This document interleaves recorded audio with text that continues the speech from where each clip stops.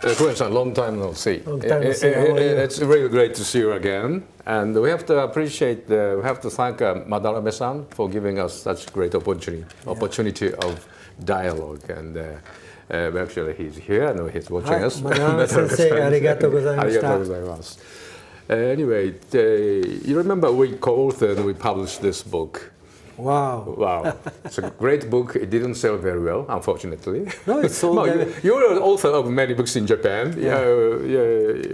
You have bestsellers, but this child doesn't have very good chance in the market. But I remember it's a great book. Yeah, you can say, two authors say this is a great book, so it must be a good, great book.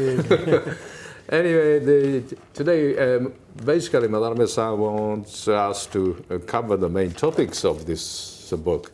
So in this book, we talked about the Trampeldor doll, the great warrior, one of the founders of the great country of Israel, your country. And he did learn a great deal in Japan when he was captured in the Russo-Japan War. And he came to Japan, he did learn a great lesson. To die for the country is a great honor. Yes. He heard that words from one Japanese soldier, unknown person, but then that gives lots of energy to him, and he died for the country, really, to establish the great country nation of Israel. He dedicated his life, and he did learn that from Meiji Japan, and that was our honor too. See. And to start with, actually you talked many times and probably you wrote many times already about how you discovered Japan, how you got to know Japan. Please start with this. Through karate, I hear. Yeah, well, actually, I studied mathematics and physics in the Hebrew University the first year. I studied that about 40-something years ago. And then I saw some people practicing in the hall, not even in the gym, something. And that was karate, and I joined immediately. And the next day I was practicing every day, 5, 6, 7, sometimes 8 hours every day, for many years. For many years, yeah. I don't know why, but I know why actually. But I was happy to meet Sensei Oshima a few years later. He came to Israel in the middle of the war, of the Yom Kippur War. Yom Kippur War. He came during the war. He visited Israel. Yeah. I was in the war, so I could not meet him. But the next year I went to meet him in Paris, and then since there I met him every year a few times. And through him I learned about Japan, the love to Japan, the culture of Japan. And you were fascinated with Japanese martial arts, but then through martial arts, certainly you encountered Japan, kind of essence of Japan. Yes. And you're a pretty known figure in Japan already, and you're called Israeli samurai. Yeah. More than anybody, you represent samurai, ancient samurai spirits. We know that, and we truly appreciate that. So easily, through martial arts, I think you grasp the hearts and minds of Japanese people. I think that there is deep similarity between the history of Israeli people and the Japanese historical. So it was not so difficult. Really? Actually, because when I was born, since I was born, my grandfather, my father used to tell me about the heroes in the Bible, and I read the Bible, and about, Yehuda and Yaakov, and Samson, Shimshon, and all David, and all these warriors in the Israeli history. So I felt very connected to them, spiritually, mentally, So after that, because of the war in Israel, I had to go to war many times, and I survived. I haven't decided that I will not die. So I was wounded a few times, but I was survived, and something that the history and the real time made kind of combination of the spiritual thing. So when I met the martial art, the Japanese martial art, it was not something strange. It was just something that put it in an order. The karate is very order way how to build yourself, technically, physically, mentally. So what we call shin tomoni. Shin tomoni. Like, you know, your heart and body together. Yeah. So how do you build them together? So it seems like, somebody put it in a very order way, you know, the spirit and the body together, and that's why Oshima Sensei was... Yeah, so actually Oshima Sensei has many Jewish students around the world, not just in Israel. Something in the way that he is teaching is very kind of Jewish. So it's a Japanese way, but something very similar, deeply. Maybe Jewish people used to have that kind of martial arts, but maybe it disappeared in history. But here, that's the so-called way of samurai. Bushido is the way to strengthen body and mind, spirit and body together, and to serve the country. To serve in order to serve the country, one must be physically strong, but must be mentally strong. That's what you said about Trumpeldor. Trumpeldor was one of my heroes, or maybe the hero, since I was born into a very active family, and Trumpeldor was the one that is a movement of Beitar was called upon his name, Brit Yosef Trumpeldor, and he was that person. He was that kind of person. He would fight for his country until death. So he would sacrifice his life, and that's what happened to him. You don't have to sacrifice, but if you have to, then that's what you have to do. It's better to live for your country, right? Yeah, sure. But if you don't have, if you have to give your life, then you give your life for your country. So in a sense, his life is forever now. Everybody remembers his name, and as one of the founders of the country. No, it's not right or left or any politics. It's just the way, of serving the country.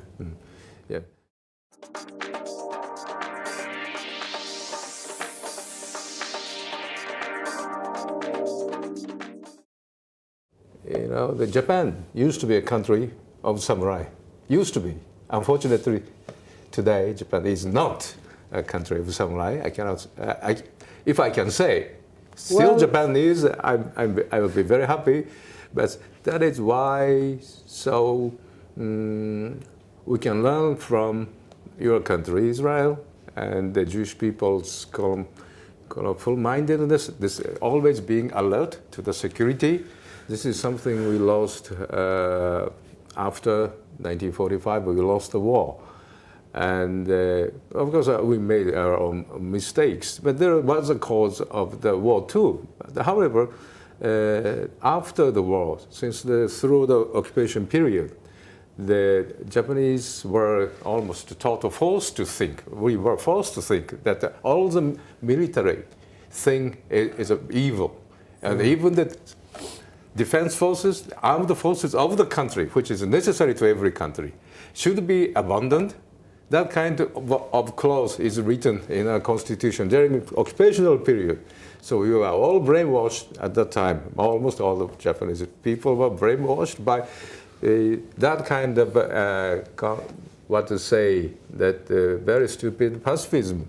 And that ideology still lives on in this country. Some people say that we don't need armed forces at all. It's incredible, but that kind of very empty pacifism is really the problem still in Japan. So we can learn a lot from your country.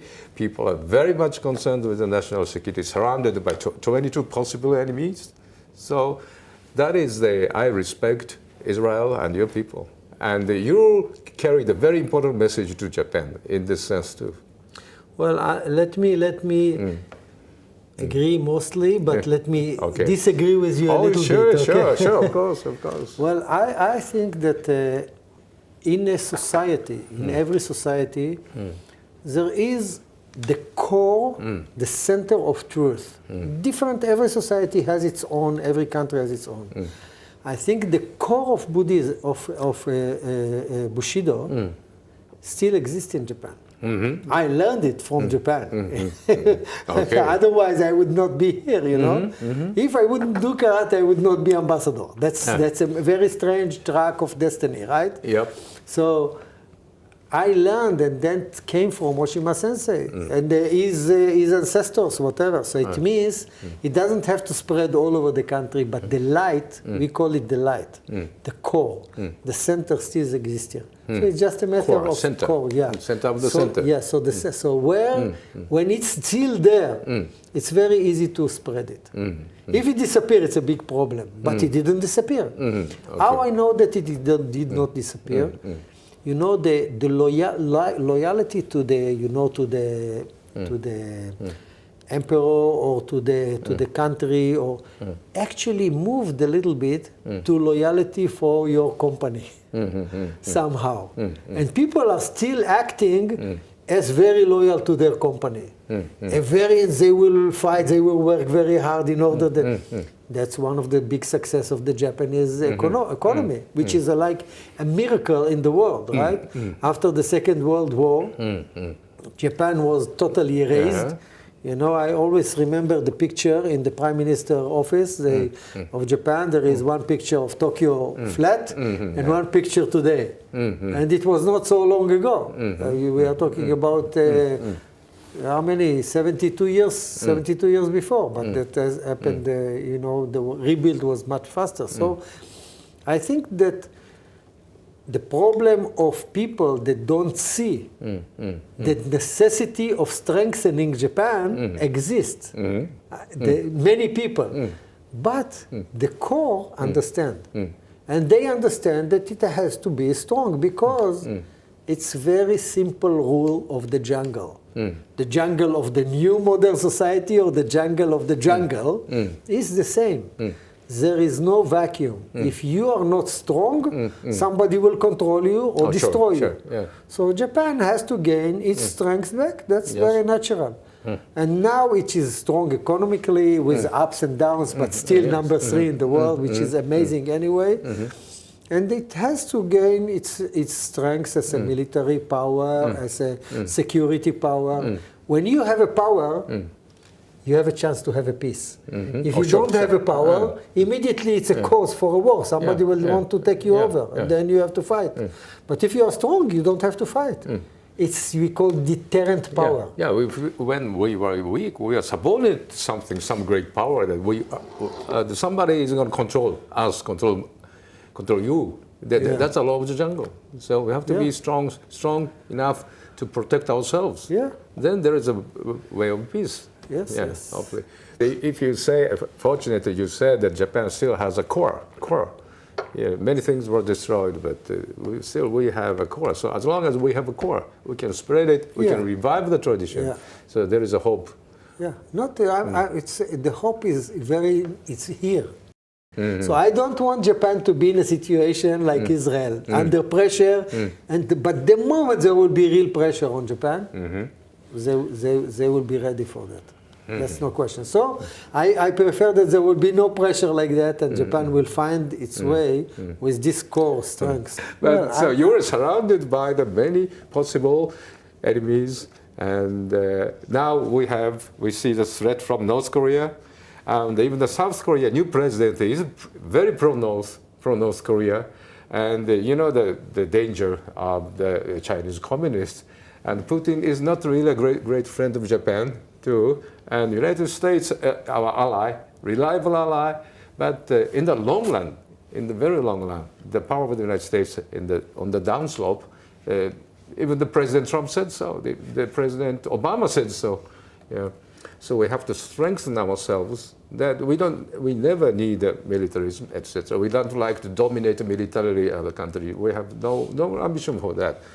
But Japan has been so weak and so dependent on the United States for the national security. That is we like to learn toughness from their country for national security. And Japan is very much interested in the technology of cybersecurity of the country. Of course. And this we can say that was developed in Israel because of security reasons. Because we are surrounded by enemies. Now we have a peace with Jordan, which is very good. And we have a peace with Egypt, the longest border. Now we have peace. But today, enemies don't have to attack with artillery. Sometimes we can attack you with cyber. and destroy your system, the bank system or the economy system. Yeah, the country is broken. Everything depends on the computer. So we created a system to protect our system from any enemy. And we become the leading in this too in the world. So everyone is buying from us how to protect your system from any other. In cyber war, we are, I think Japan is far behind Israel. We can learn a lot. You're always very alert. You're very sensitive to the security issues. So naturally, and you developed the world first-class technology. Yeah, well, I was trying to explain to every prime minister of Japan that I met or any foreign minister. I told them, you have a threat from North Korea of rockets. You are buying from the American, the Patriot.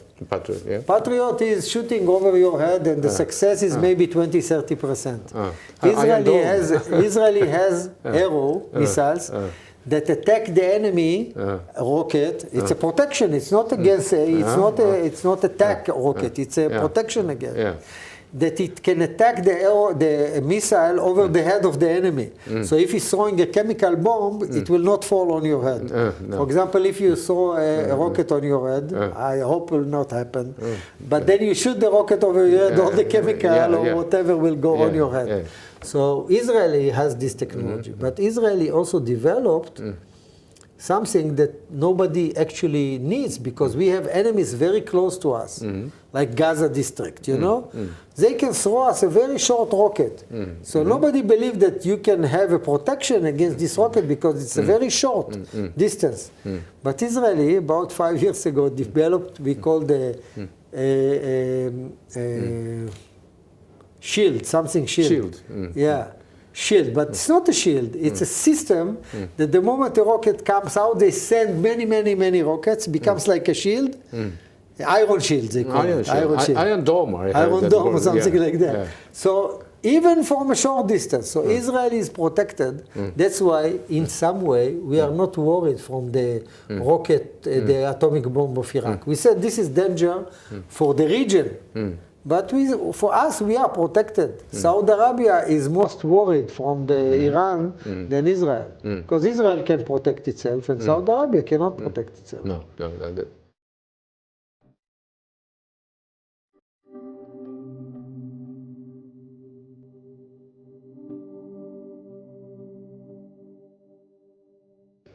And looking back at the history, I think in 1969 or something, the Israeli ambassador was given the chance of to meet the emperor, Showa, the Showa emperor. He said, thanks to the Jewish people, because in the Russo-Japan War, Jacob Schiff and other Jewish people helped Japan, and the anecdote became quite well known, since the emperor said directly to the Israeli ambassador.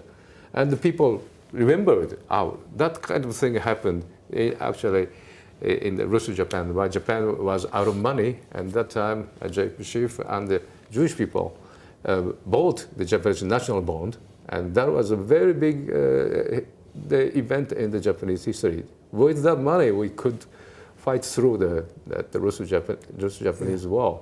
And emperor mentioned that, and repeatedly that kind of anecdote happens throughout history. And but at that time, I mean, between the Russian War and the Second World War, still there was one very famous visit to Japan, the visit of Einstein. 1923 or 24, something like that. He came to visit, and he was a Jewish, and he was one of the founders of the Hebrew University, where I studied, and Valvusan studied.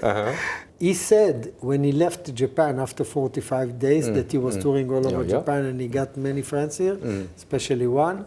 But he said, if Japan wouldn't exist, God must create it for the human race, for humans. So he was very impressed. We are talking about 1923.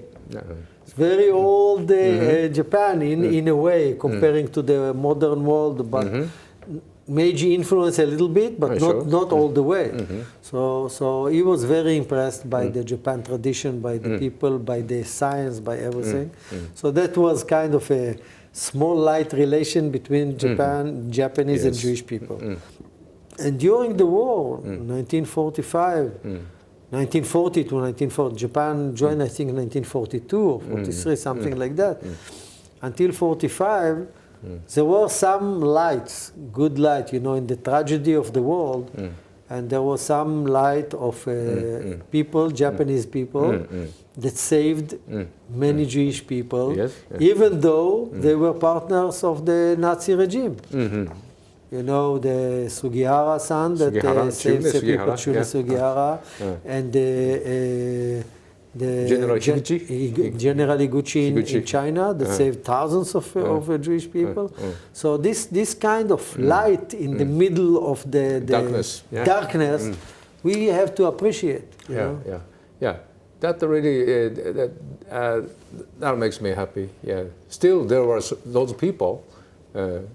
As a country, Japan was ally of the Nazi Germany. However, those people really helped many Jewish refugees, Jewish people, and still this tells how Japanese felt. And the two Jewish refugees in the Kobe, etc., Japanese people very warm, they welcomed them, and so I'm very proud of it.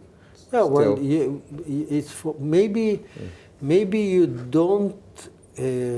I don't know. Maybe Japanese don't get how deep is this appreciation from the Jewish people, but because the Jewish people were treated like nothing, not even animals. Even animals you don't treat like that. They put them in lines and they put them in the gas chambers, using their body to make soap. It was an unbelievable way of treating. The most extreme way to look for any Jewish, that even third generation Jewish, in order to exterminate him, just to kill them all and to find them wherever they are. And that was one of the main goals of the Nazi regime. They put a lot of power, a lot of energy, a lot of money into it. And the Japanese people didn't support that, even though they were part of it. But the Italian, the Spanish, everyone, Poland, everyone that was in Europe, they went along with the Germans. They didn't, and the Japanese didn't do it. It's not just the light of those people, very unique people that save people. One of them was both of them were in a formal position, right?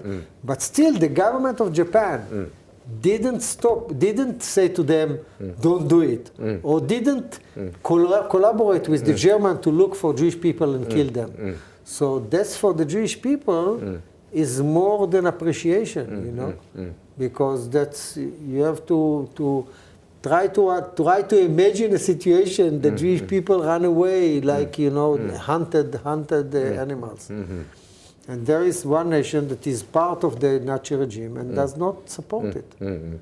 Actually, the Nazi government put lots of pressure on the Japanese government not to accept the Jewish refugees, but we didn't listen. That was very good.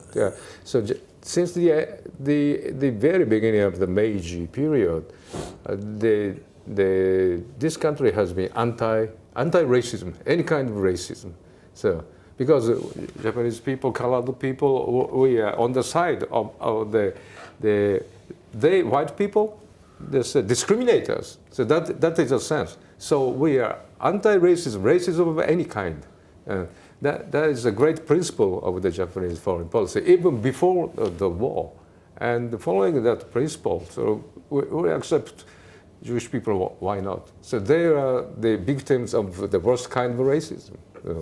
At least even in the Dark Age, Japanese people kept that spirit. That was proved. That was proved in history.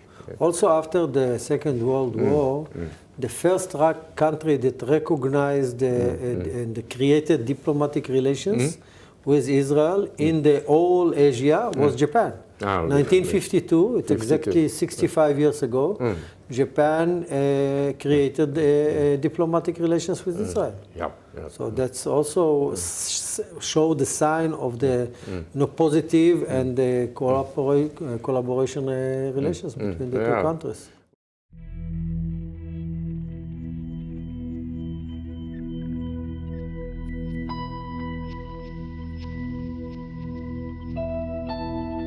Then when we talk about the similarity between Jewish people and Japanese people, always I think like this. There are only two people, two nations in the world which have the living mythology. Yeah. The myth is still alive in our country. Since we have the imperial household last 3,000 years, and when you read Kojiki, the ancient history book, which was published in the 8th century, early 8th century, and that is a collection of the very old documents. And then we can say go after the history. Before history, there is a legend. Yes. Before legend, there is a myth. How this world is born. But this is not scientifically improved. But ancient people thought this world, this universe is born this way. It must be. Then there is a period of legends. Historically, we cannot prove if this person exists. Susanoo because really exists. We don't know. But there must be something, historical events, which turn into the legend. Then the history starts. So history means that documentally we can prove the things happenings.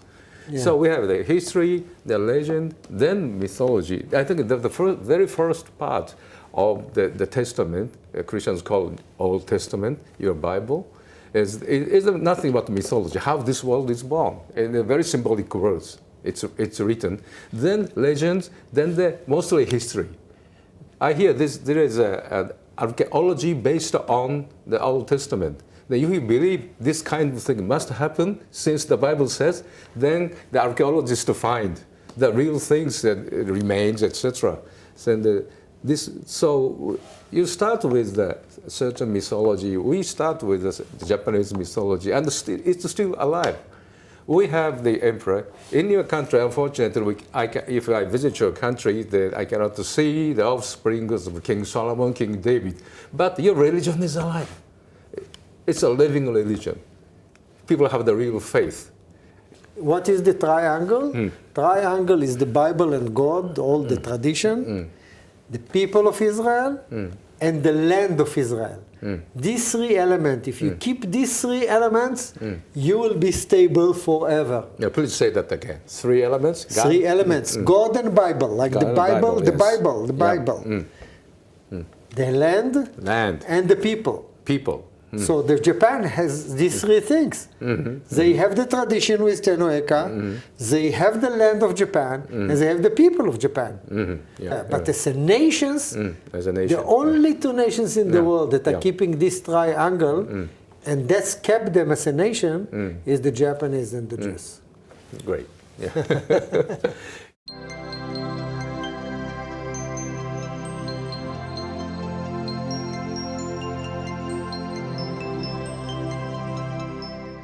In the very end, I want you to recite the tanka you created.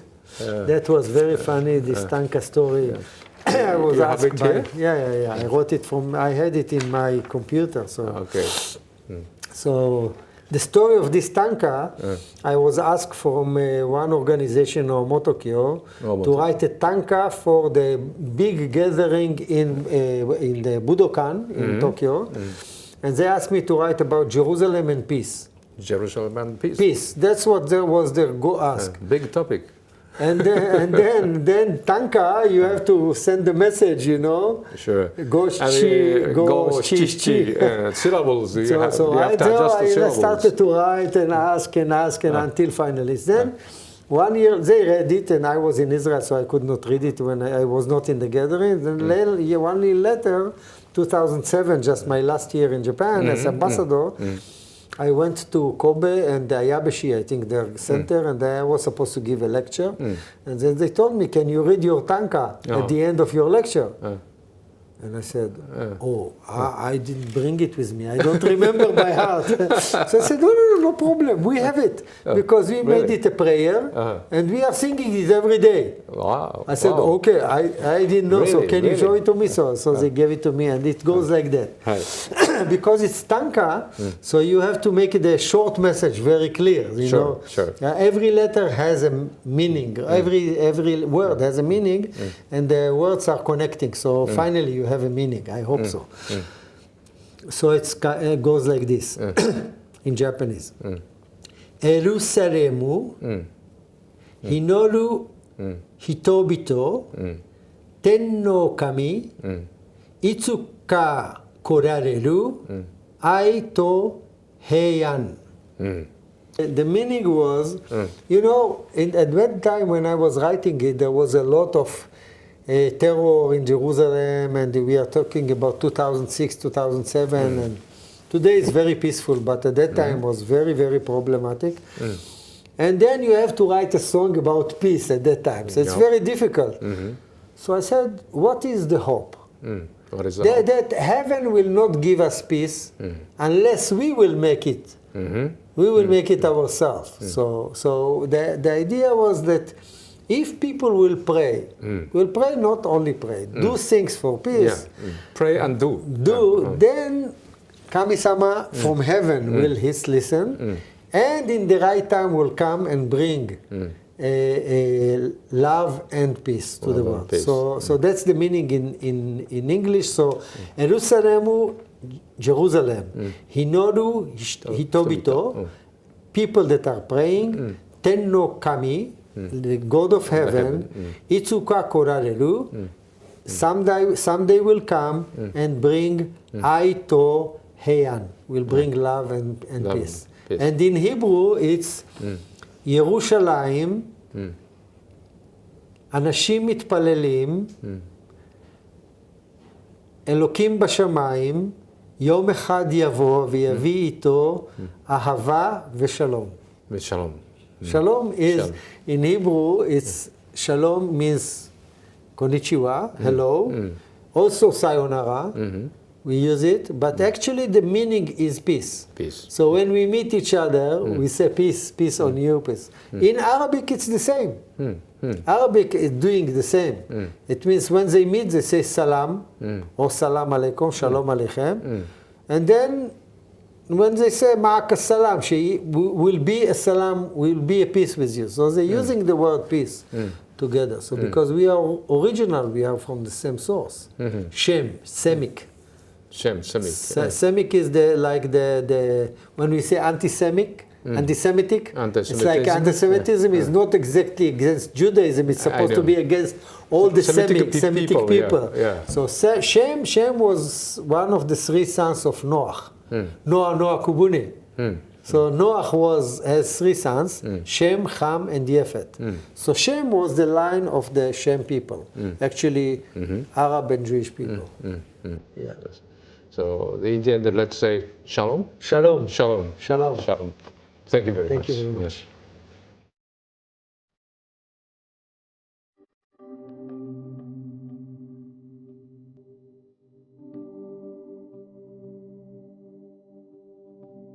Yes. 久しぶりで、エリー・コエンさんと会いまして、長い、対話をいたしまして、非常にですね、英語で「ミーティング・オブ・マインズ」っていう言葉がございますけども、本当心の底からですね、お互いに思っていることを伝え合うというところで、大変自分で言うのもなんですが深いですね、対話をやらせていただいたなと言って今非常に充足感があるところです。で昔、もう今からちょうど10年前なんですがこういう本を出しまして、コーヘンさんがこれ、大使でいる時にお書きになって、現役の大使ですと本を出すというのがなかなか難しい。これはイスラエルの外務省とかもいろいろ中身もチェックしなきゃいけないなということになると面倒くさいんで書いておいて、これ大使お辞めになった直後にですね一緒に共著ということで出した本です。コーヘンさんはご自分の著書も何冊もお持ちになっているし、それでこの本なんかよりもっと売れた本もございますけれども、我々にとっては非常に楽しい思い出が詰まった本ということでもあります。当時大使だったコーヘンさんのところにですね、部屋に大使の執務室に伺いまして、長いいろんな対話をしですね、その中から生まれてきた本で、私もいろんなコーヘンさんが僕に日本のことを聞くこともありましたが、私の方でですね、